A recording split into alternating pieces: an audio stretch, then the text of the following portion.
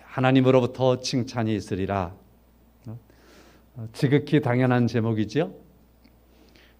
그리고 우리는 하나님 앞에 서게 될 것이고, 마태복음 24장, 25장은 마태복음에서 종말론적인 말씀을 하고 있습니다.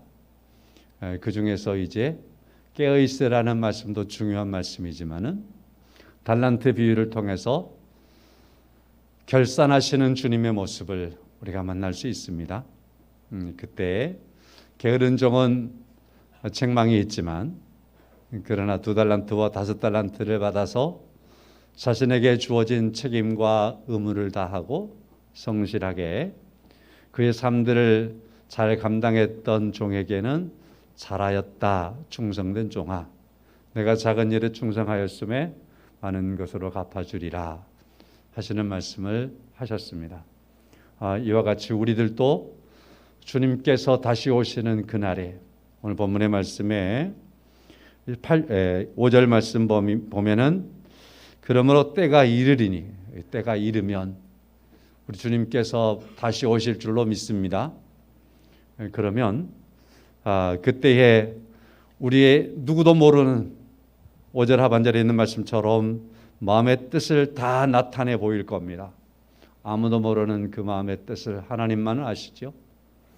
그리고서 그에 따라서 그때에 사람에게 하나님으로부터 칭찬이 있으리라. 그 칭찬이 있으리라 하는 그 자리에 여러분과 제가 있기를 주의 이름으로 축원합니다. 그래서 오늘 제목의 말씀은 5절 하반절의 말씀에서 하나님으로부터 칭찬이 있으리라.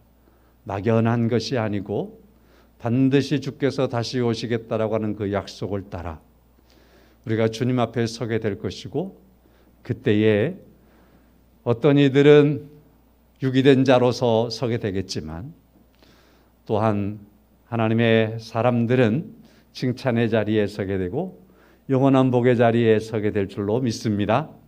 그가 우리들이 된 줄로 압니다. 이 말씀을 생각하면서 오늘 이 말세 시대에 이제 위드 코로나와 함께 살아가야 하는 시대에 우리가 이 시대에 자유분방해버리지 말고 조심할 것은 매우 조심하면서, 또 하나님의 백성으로서 조심도 하지만 우리의 직분을 잘 지키고 우리가 살아가야 될 모습들을 잘 살아가서 주님 앞에서 주께서 칭찬하시는 그때, 칭찬하는 그 자리에 함께 있기를 다시 한번 소망합니다. 자, 그래서 이 말씀 이제 오늘 제목이 다 나왔고 결론적인 설명이 다 되었네요. 그래도 몇 말씀을 드려볼 수 있도록 하겠습니다.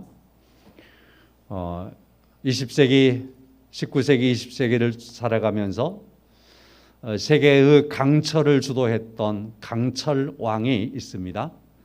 스코틀랜드 출신이지만 미국에서 그의 사업을 펼쳤던 앤드루 카네기라는 사람 잘 아실 겁니다. 이 사람이 세계에서 가장 큰 회사를 이루어냈습니다.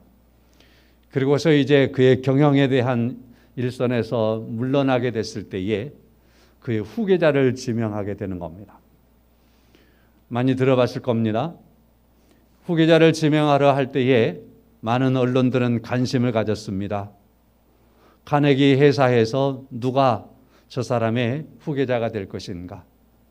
그 회사에 유력한 사람들이 많이 있었습니다. 그들이 하나하나 이름이 거론이 되기도 했습니다. 그런데 의외의 사람이 임명이 됐습니다. 그것은 시불이라고 하는 사람이었습니다. 이 시불이라는 사람은 과거가 이렇습니다. 카네기 회사에 청소부로 입사를 했습니다. 처음에 정원관리사가 됐습니다.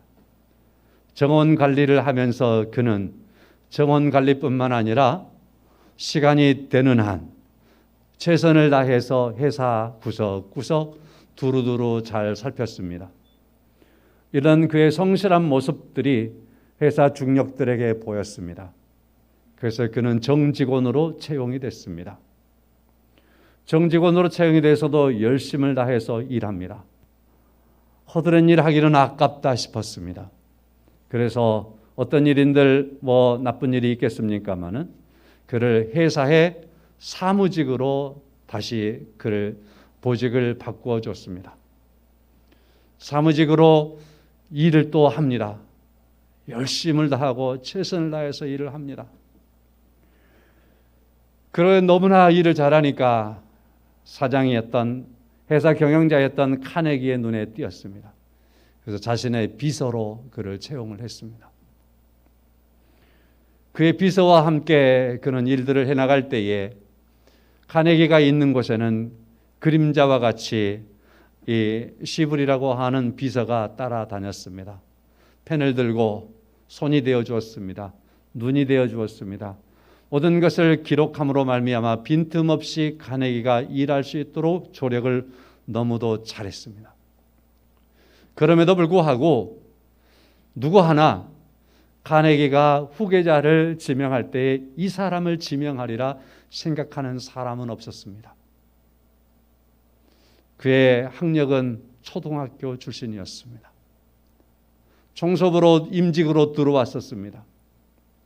그렇기 때문에 어느 누구도 이 사람에 대해서 후계자가 되리라고는 관심을 갖지 않았지만 카네기만은 이 회사를 이 사람에게 맡긴다면 이 회사를 성실하게 지금껏 제가 일해왔던 대로만 한다면 이 회사를 잘 경영할 수 있을 거리라 생각하고 그는 시브리를 후계자로 지명했었던 것입니다. 예수님께서는 이렇게 말씀을 하신 바 있습니다. 누가복음 16장 10절입니다. 지극히 작은 것에 충성된 자는 큰 것에도 충성되고 지극히 작은 것에 불의한 자는 큰 것에도 불의하니라 하였습니다. 성도 여러분, 많은 사람들은 큰 것에 관심이 있고 큰 일들을 잘해보겠다라고 나서지만 그러나 그가 큰 일을 잘할 수 있는 건 지극히 작은 일부터 성실하고 지혜롭게 그리고 최선을 다해서 잘 감당하는 그 모습을 가질 때에 큰 일에도 그렇게 할 수 있는 겁니다. 주님께서도 그렇게 말씀을 하셨습니다. 카네기의 비서였던 시브리가 이런 사람의 모습을 우리에게 충분히 보여준다고 말할 수 있을 것입니다. 오늘 본문의 말씀에서 사도 바울입니다. 사도 바울은 작은 일부터 충성을 다하고 성실하게 주님의 일을 감당하는 사람이었습니다. 오늘 본문의 말씀에서도 보면 그는 1절 말씀에 사람이 마땅히 우리를 그리스도의 일꾼이요 하나님의 비밀을 맡은 자로 여길지어다. 이렇게 그가 자신에 대해서 말할 수 있을 만큼 그는 하나님의 그리스도의 일꾼으로서 성실하게 하나님의 비밀을 맡은 자로서 열심히 그에게 주어진 시간을 다해서 그에게 주어진 모든 환경을 다해서 그리고 힘을 다하여서 최선을 다하여 일들을 감당했던 것입니다. 그러면서 그가 가졌던 마음은 맡은 자에게 구할 것은 충성이니라. 내가 맡은 자로서 구할 것이 충성이고 성실합니다. 여기서 충성이라는 말은 성실하다라는 말과 같은 말이죠. 충성, 성실하게 사역을 감당해 왔던 것입니다. 그럼에도 불구하고 사도 바울에게 고린도라고 하는 이 지역은 만만치 않은 지역이었습니다. 사도 바울이 2차 전도 여행 때 이곳에 방문해서 고린도 교회를 개척을 했습니다. 그러고 나서 이제 그가 떠나 있었지요. 나중에 이제 고린도 교회를 향해서 편지를 쓰게 되는 이 고린도서에 밝히는 고린도 교회가 사도 바울에 대하여서 어떻게 생각하고 있는가라는 것을 밝히고 있습니다. 한 세 가지를 생각해 볼 수 있는데요. 첫째는 고린도 교회는 사도 바울이 느끼기에 고린도 교회 성도들이 사도 바울에 대하여서 정통성을 문제를 삼는 것을 알고 있었습니다. 예수님의 제자, 사도지요. 사도직을 말한다면 뭐니 해도 베드로지. 바울이라고 하는 저 사람은 예수님이 십자가에 못 박혀 죽으실 때 그 사람은 존재도 없었다. 심지어는 예수님께서 십자가 죽으신 이후에 제자들이 예루살렘에 숨어 있을 때에 그 제자들 중에서 스데반과 같은 사람을 죽일 때 주도하는 사람이 아니었느냐. 그리고 나중에 그가 어찌어찌해서 예수를 믿고 그랬는데, 그래서 그가 사도라고 지금 사역하고 있는데, 그의 사도는 베드로에 비하면 그는 뒤처진다. 베드로가 제일 사도다. 이런 측면에서 사도 바울의 사도성에 대하여서 고린도 교회는 문제를 삼는 사람들이 있었습니다. 그래서 고린도 교회 안에는 베드로파가 있었던 거지요. 바울파도 있었지만, 이런 사도성에 대해서 사도 바울이 고린도 교회 성도들에게 비판을 받는 겁니다. 소위 오늘 본문의 말씀대로 3절 하반절 나를 판단하지 아니하노니 할 때 이 판단하는 일, 그래서 판단을 받는데 잘한다라는 판단보다도 저 사람은 아니야, 그러한 판단이 많이 있었다라는 겁니다. 그리고 또 고린도 교회는 사도 바울이 개척을 할 때에 사도 바울은 고린도서에서 표현하기를 나는 고린도 교회에 씨를 심었다, 심은 자였다라고 자신을 고백하지요. 그리고 예배소에 있을 때에 사도행전 18장의 말씀 보면 아볼로라고 하는 저 알렉산드리아, 지금의 이집트 북쪽에 있는 그 도시의 출신이었던 이 아볼로라고 하는 사람이 성경을 잘 알고 율법을 잘 알고 예수님에 대해서도 잘 아는 사람이었습니다. 이 사람이 소위 복음 전도자가 되어서 많은 지역들을 이렇게 전도하고 다니다가 에베소에서 사도 바울 일행을 만난 겁니다.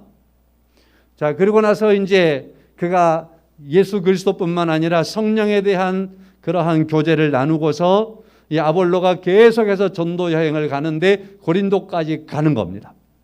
그래서 고린도에 사도 바울이 교회를 개척해서 세워놓은 그곳에 가서 마치 물 주는 자와 같이 이 하나님의 말씀 예수 그리스도에 대하여서 이 아볼로가 잘 가르치는 겁니다. 아볼로는 원래가 가르치는 은사가 있었고 언변술에 뛰어난 사람이라고 표현되어 있습니다.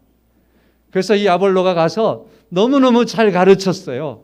그러다 보니까 사람들이 사도 바울이 교회를 개척하고 세웠던 그때 고생은 이제 뒷이야기니까, 지난 이야기니까 제껴놓고 지금 와서 가르침을 잘하는 이 아볼로를 생각하면서 그래도 아볼로가 최고야, 아볼로의 가르침이 역시나 뛰어나, 그러면서 바울보다 아볼로를 더 칭송하는 그러한 부류가 또 생겨나 있었던 겁니다. 더 나아가서 사도 바울은 복음을 전할 때의 세 번째 이유인데요, 사도 바울은 복음을 전할 때에 자비랑 선교를 하지요. 브리스길라와 아굴라 부부를 고린도에서 만나는데요, 이 사람들을 만나서 함께 일을 하는데 그물을 깨는 일을 하는 거예요. 사도 바울이 전도를 하고 교회를 세우는 데만 전력을 하는 게 아니라 자비랑 선교를 하기 때문에 경제적으로 필요한 것들은 직접 벌어서 사용하는 것, 그런 일들이 많았습니다. 그래서 그물을 깨는 일이나 노동하는 일들, 이런 부분도 감당을 했습니다. 그래서 사도 바울의 어떤 모습은 좀 몸이 죄체하기도 하고 촌스럽기도 하고 일을 많이 해서 그의 몸이 외적으로 보면은 그렇게 근사하게 보이지가 않았었던 부분들이 있습니다. 이런 부분 때문에 사도 바울의 그러한 품위 부분, 이러한 부분에서 문제를 삼고 있기도 했던 것입니다. 자, 그래서 사도 바울은 고린도 교회 성도들이 볼 때에 긍정적인 측면 안에서 고린도 교회는 네 파가 있었어요. 게바파, 아볼로파, 바울파, 그리스도파, 네 파가 있었습니다. 그래서 이 고린도 교회의 문제는 이 파벌의 문제가 있고 파벌의 쨍쨍한 그러한 줄다림이 있었던 그런 교회이기도 한 겁니다. 큰 문제지요. 이러한 부분 중에서 사도 바울도 한 축을 이루긴 이루지만 그러나 비판의 소리가 그만큼 또 많았다라는 거죠. 그래서 오늘 본문의 말씀에서도 사도 바울은 말하는 겁니다. 나는 1절의 말씀에 그리스도의 일꾼이다, 하나님의 비밀을 맡은 자다. 그리고 2절의 말씀처럼 맡은 자로서 충성을 구하고 충성되게 사역을 한다. 그러면서 3절의 말씀에 와서는 다른 사람들이 나를 어떻게 판단하든지 나를 좋게 판단하지 아니할지라도 그것에 대해서 내가 그렇게 크게 생각하지는 않는다. 심지어는 나는 나에 대해서도 나는 판단하기가 싫다. 다만 내가 바라는 것이 있다면 4절에 말씀하셔처럼 내가 어떻게 해서 무엇을 해서 이걸 통해서 의롭게 되는 것이 아니고 나를 의롭다 하시는 이는 하나님이시기 때문에 사람의 행위나 사람의 판단이 나를 의롭다 의롭지 않다라고 하는 기준이 아니고 오직 하나님께서 나를 의롭다 하실 것이기 때문에 나는 나에 대해서까지라도 나를 스스로 판단하려 하지 않는다. 그러므로 5절의 말씀에 와서 곧 그리스도께서 나를 판단하실 것이기 때문에 사람의 마음은 열 길 물속은 알아도 사람의 마음은 알 수 없는 것이지만 하나님께서 사람을 창조하셨기 때문에 사람의 마음을 지으셨기 때문에 그때가 되면 사람의 마음이 어떠하든지 그걸 다 드러낼 것이고 다 하나님 앞에 숨김없이 드러나게 될 것이고 그리고 나서 오늘 제목이 되는 그때에는 각 사람에게 하나님께로부터 칭찬이 있으리라. 바로 이것이 오늘 본문의 말씀의 줄거리예요. 그리고 사도 바울이 고린도 교회 성도들에게 어떤 위치에 있는가라는 것을 보여주고 있는 그러한 말씀이기도 한 것입니다. 사도 바울은 이러한 상황 속에서 자신이 어떤 사람인가라는 것을 고린도 교회 성도들에게 나타내고 있습니다. 우리가 고린도서를 읽어보면 이런 부분들을 만나볼 수 있습니다. 1장 1절의 말씀에서 하나님의 뜻을 따라 그리스도 예수의 사도로 부르심을 받은 바울 그랬습니다. 자신을 소개하면서 고린도서를 쓰기 시작하는 거예요. 그러면서 하나님의 뜻을 따라 사는 사람이다. 예수 그리스도의 사도로 부르심을 받은 사람으로서의 나는 바울이다 라고 말하고 있는 겁니다. 성도 여러분, 이것이 사도 바울이 고린도 교회 성도들에게 나는 누구인가라는 것을 밝히는 첫 번째 말씀이에요. 오늘 우리는 그리스도인으로서 이 세상을 살아갈 때에 우리의 신분을 밝혀야 될 때가 있지 않습니까? 그때 나는 하나님의 뜻을 따라 그리스도 예수로 말미암아 부름받은 하나님의 사람이다. 오늘 살아가는 그리스도인이다. 라고 하는 그러한 확신이 있기를 주의 이름으로 축원합니다. 아니, 확신이 있기를 축원합니다. 이보다도 더 중요한 것, 이걸 시인할 수 있기를 원합니다.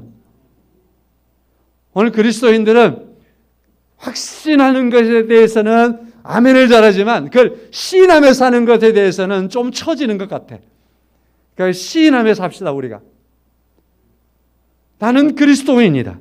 하나님의 뜻을 따라 예수 그리스도의 부름을 받은 사람이다라는 그러한 사람으로 우리가 살아갈 수 있기를 원합니다.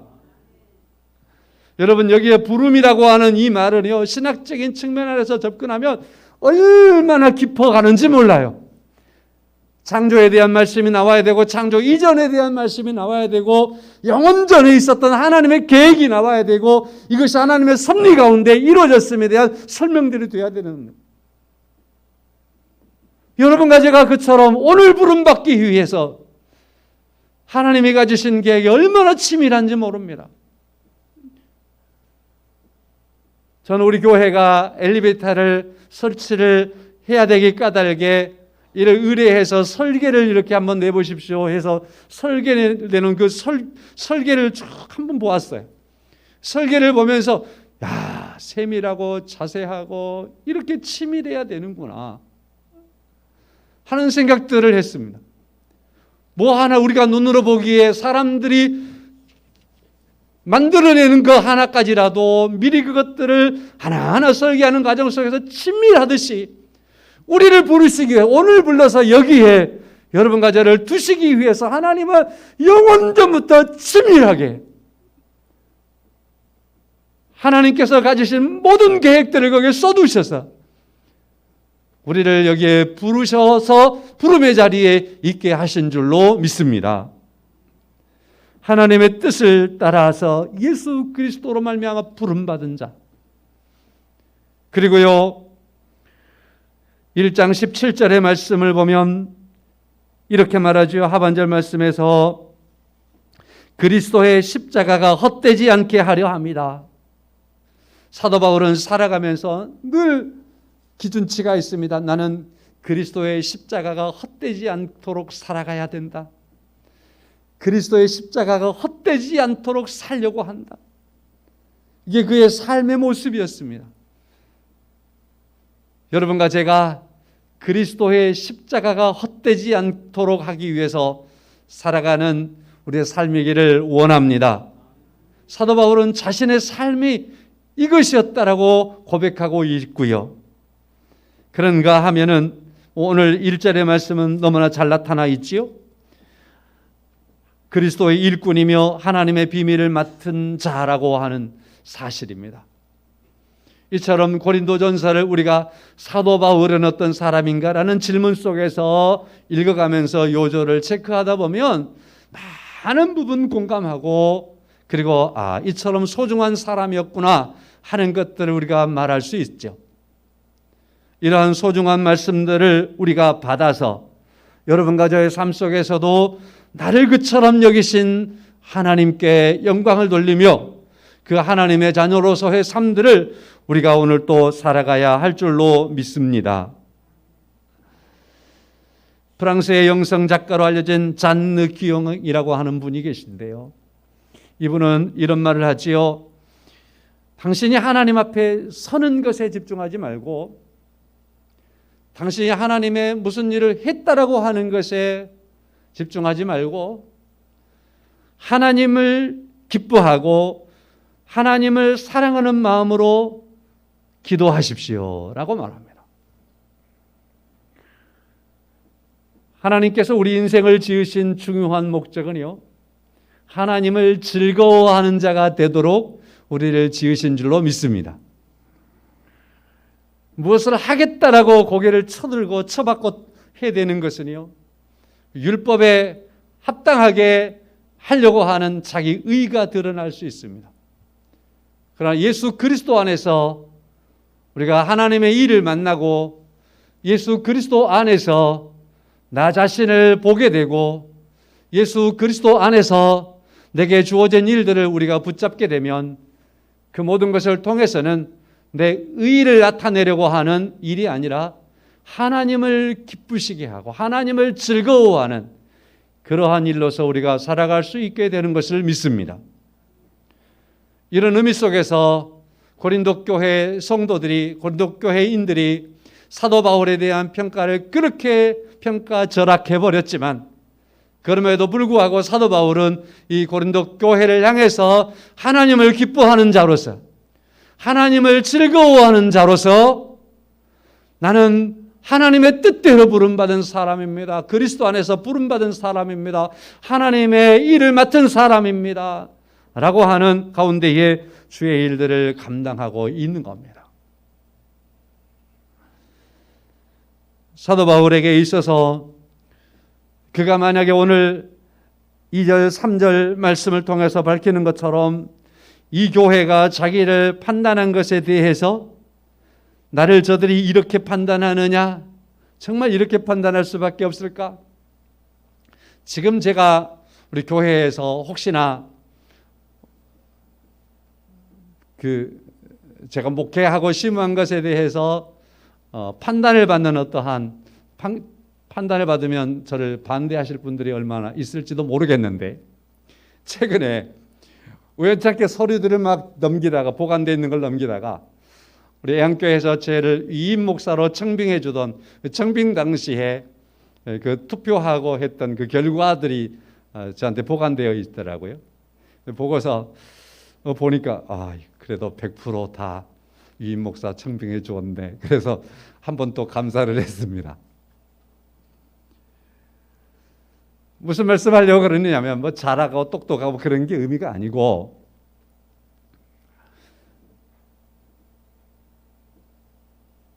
아마 그랬을 것 같아요. 몇 분이라도 반대, 이걸 딱 해서 나왔더라면 제 마음속에 어딘지 모르게 받아들이는 게 좀 달랐을 것 같다라는 생각을 하는 겁니다.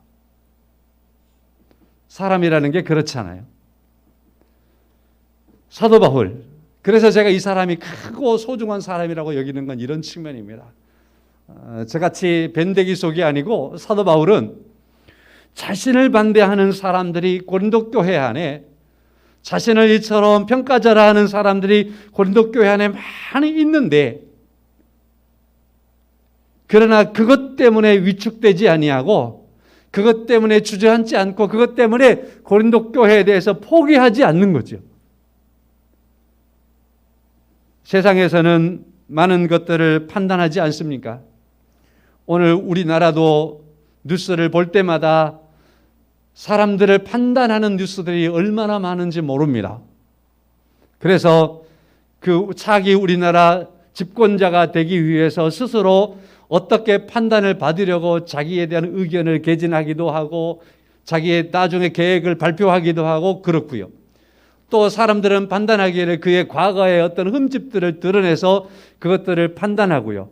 또 다른 사람들에게 이것들을 퍼뜨려서 판단의 기준을 흐트러뜨리려고 깎아내리려고 하기도 하고요. 그래서 세상은 참 요지경인 것 같습니다. 그래서 판단을 받아서 집권자가 되고 판단을 받아서 취직을 하기도 하고 판단함으로 말미암아 사람을 가깝게 하기도 하고 판단함으로 말미암아 사람을 멀리하기도 하고 판단함으로 말미암아서 비판을 하기도 하고 판단함으로 말미암아 칭찬하기도 하고 비교하기도 하는 거지요. 그러나 제가 늘 사랑하는 말씀 중에 하나, 마태복음 7장 1절 말씀에 비판을 받지 아니하려거든 비판하지 말라 하는 주님의 말씀이 있습니다. 우리는 이런 부분에 많은 노력해야 할 것입니다. 사도 바울은 이처럼 세상은 판단하고 비판하려는 것으로 짱짱하게 그렇게 서 있지만 사도 바울은 그 판단한 것 때문에 하나님께서 하나님의 일꾼으로 그리고 하나님의 비밀을 맡은 자로 자신을 세워주셨음에 대해서 흔들리지 않고 있는 겁니다. 왜냐하면 판단은 오늘 본문의 말씀에서 보면은 세 가지의 그러한 판단하는 축이 있습니다. 하나는 사람들이죠. 사람들. 두 번째는 자신입니다. 사도 바울은 이것에 대해서 오늘 본문에 뭐라고 하냐면은 사람들이 어떻게 판단하든지 그것이 물론 판단하여서 칭찬이 될 수도 있고 잘했다라고 말할 수도 있고 그의 공로를 인정해 줄 수도 있는 건 사실이지만 그러나 사도 바울은 4절 중반에서 그것이 나를 의롭게 하지는 못한다. 사도 바울의 관심은 의롭게 함에 있었던 거죠. 그러면 세 번째 판단은 뭐냐면은 하나님입니다. 하나님. 오늘 5절의 말씀에서 하나님께서 판단하시면 하나님께서 판단하실 때는 사람들은 그처럼 이 두 종류의 사람, 그래서 심지어 자기가 자신에 대한 판단까지라도 숨김이 있고 그걸 감추려고 하는 거 있겠지만 그러나 5절 중반에서 하나님께서 판단하시면 다 드러날 수밖에 없고 그래서 마음의 뜻을 나타내시리니 이 말은 그 말이에요. 다 드러내신다는 말이에요. 그리고 나서 그때에 각 사람이 하나님으로부터 칭찬을 받으리라.